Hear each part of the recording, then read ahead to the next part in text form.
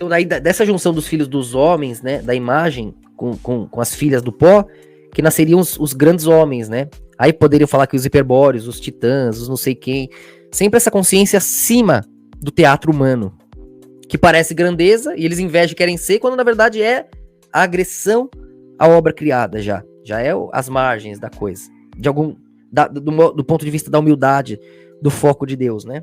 De se diminuir, já que a limitação é a única coisa que ele não tem. Então aqui você vê, ó, vamos ver como tá no católico aí.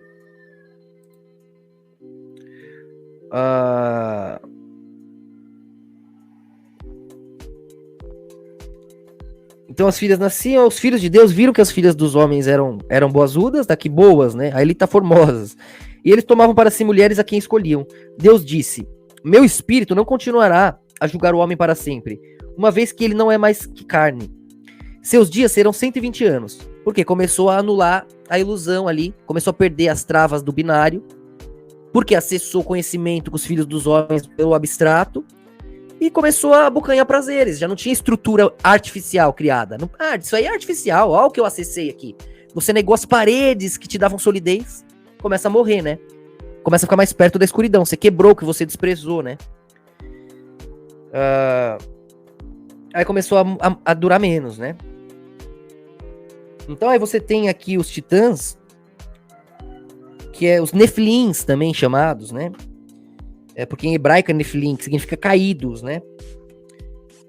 Porque eram filhos desses deuses, desses anjos caídos. Então, como alguns rabinos podem falar que eram eles, né? Descendentes de Sete, estão querendo ficar do lado de lá, eles adoram, né?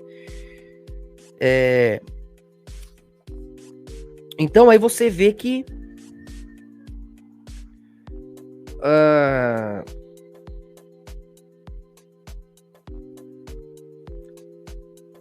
Aqui tá gigantes, no caso da versão católica, ó. Não contenderá o meu espírito para sempre com o homem, porque ele também é carne, porém os seus dias serão 120 anos, ó, diminuiu pra caramba já. Porque começou a juntar os lados da moeda, começou a perder teatro, começou a perder ilusão equilibrada, né? Cara, tem esse teatro imundo aí hoje, que é o embaraço, onde eles, pra ficar longe do caos, eles se apegam no embaraço. Mas a vida mesmo é o apego à simetria, observando e curando o embaraço para você ter perspectiva e contemplar a paz e a gratidão, e aí os dias duram, né? Agora aqui perdeu referência. Então havia naqueles dias gigantes na Terra. No caso da Torá, já tá... Os titãs estavam na Terra nesses dias, e também depois. E também depois também tá aqui, ó. Quando os filhos de Deus entraram, as filhas dos homens, e delas geraram filhos. Estes eram os valentes que houve na antiguidade, os varões de fama. Claro, né, trouxe todo aquele poder do abstrato, aquela criação de realidade, mas também foi perdendo a abstração ali, foi perdendo o que mantinha eles vivos no tempo. Embora ficassem vivos na eternidade pela consciência, mas perde a linha. Assim vai criando chakras ao invés da luz central, também é parte da obra, não é falha nenhuma. Só estamos explicando vou desdobrar. Então tá aqui na Torá, os filhos de Deus vieram as filhas do homem e os geraram. Os titãs foram os mais poderosos que jamais existiram, homens de renome. Então aí vem o decreto. E viu o Senhor que a maldade do homem se multiplicara sobre a terra, e que toda a imaginação dos pensamentos de seu coração era só má continuamente. Por quê? Quando começou a querer queimar, perdeu o teatro, ficava em busca de prazer, todo mundo se atropelando por prazer, começa a odiar o outro que roubou seu prazer, e começa aquela disputa, aquela luta. Então na Torá tá: Deus viu que a perversidade do homem na terra estava aumentando, todo o impulso de seus mais íntimos pensamentos era para o mal. Começou a ficar o pi negativo, né? Um atropelando o outro, pelo alívio mínimo, já que desprezaram o circuito que os mantinha vivos, né? Então Deus se arrependeu de ter feito o homem na terra.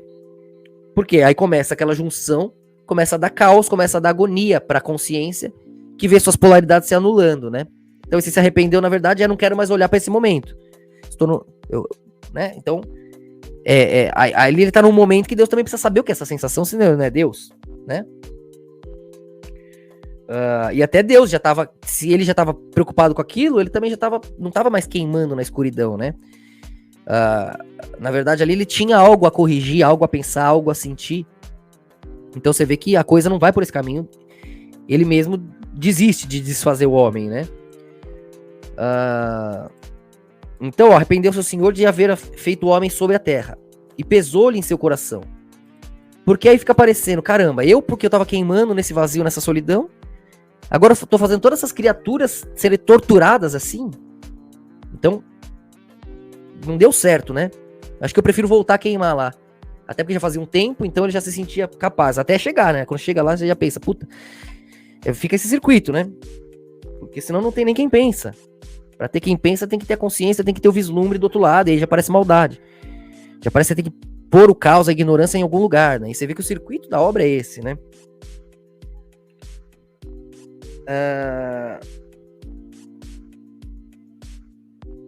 Então, Deus se arrependeu de ter feito o homem na terra e ele lamentou em seu âmago. Deus disse, eu eliminarei da face da terra a humanidade que criei, homem, gado, animais da terra e pássaros do céu. Sobrou até pros pássaros, pros gados, as emoções, tava tudo corrompido, né? Eu lamento que os tenha criado, incluiu tudo, porque tudo aquilo é o homem, né? Mas Noé encontrou favor aos olhos de Deus. Ou seja, aquele momento ali no ponto zero da queimação, já cospe do outro lado a consequência. Pronto, lá está Noé. Não faça isso. Já está ali aquela emoção consequencial daquela linha que Deus olhou. Que já é ele mesmo do outro lado. Então aí você tem de novo o homem, né? Com quem posicionar a perspectiva. Aí essas são gerações de Noé. Então aí aí você já entende de novo, o Éden ali de Deus, o jardim de Deus, a arca de Deus. Noé era varão justo e reto em suas gerações. Noé andava com Deus.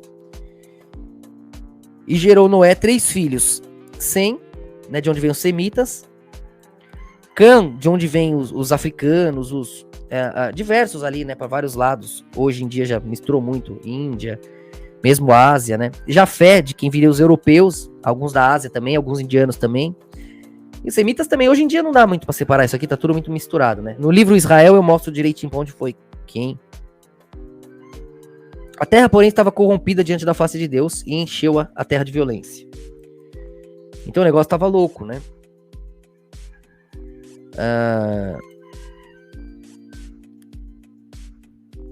Exato, esse desdobramento se repete, né? Valeu, Agape, agradeço.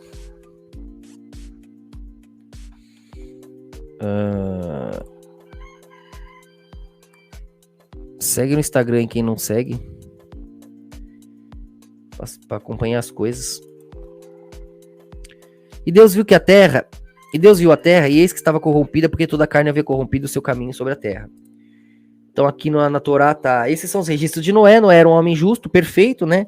Então em hebraico tá tamim, que pode ser traduzida como inteiro, né? Completo. Por quê? Vocês viram onde Deus estava olhando, já estava do outro lado, né? Como eu acabei de explicar. Por isso o patriarca aí, por isso que daí vem o desdobramento. Então significa honesto, completo, né? Entregue, devoto, já tá na humildade de novo, porque acabou de olhar pro caos.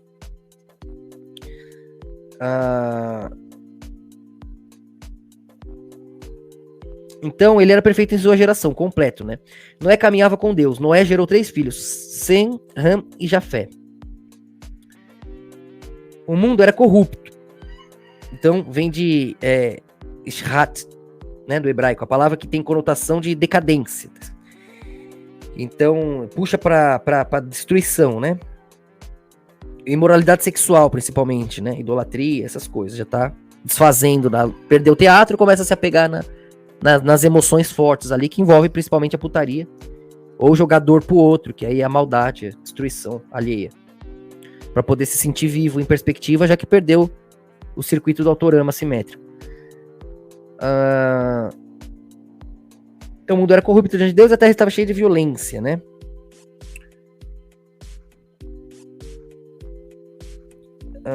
Que crueldade, enfim. Deus viu o mundo e ele estava corrompido, toda a carne tinha pervertido seu caminho na terra. Então já tinha perdido a referência total, porque juntou as polaridades, conforme vocês viram. E o próprio circuito também não vai, ele precisa se mover pro tempo ter uma contagem, né? Ele tem que dar de cara o alfa e o ômega, o começo e o fim, para poder recomeçar, nutrir a si mesmo no circuito, antes que o eco se perca no vazio, a voz tem que gritar de novo. Então, esse é o giro, né? Conforme a voz muda sua velocidade mergulhando na escuridão, acumulando mais, eco com eco, eco com eco, você vai comparando. Essas são as cores, são os tons, são os pontos de vista, né? A própria voz se alcançando, o eco se acumulando, se comparando, se recriando, porque já se acumulou o suficiente para ter força o suficiente, a azul consegue empurrar o vermelho de novo, já que o vermelho se acelerou, acumulou laranja, acumulou amarelo, acumulou verde, posicionou os passos, uniu todos no azul, tá completo no violeta, olhando antes e depois. Então dali ele tem força para empurrar no próprio paradoxo. Afinal não tem que nada para lá, já é aqui, ó, para lá e para lá é o mesmo lugar.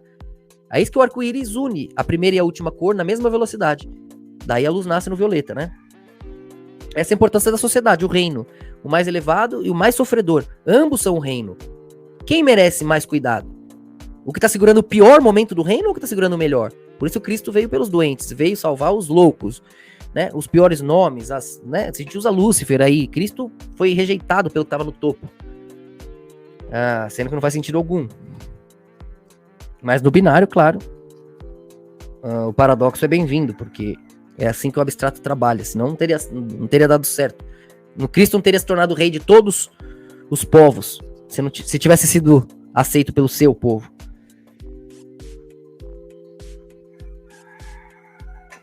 Ou teria se tornado rei à força.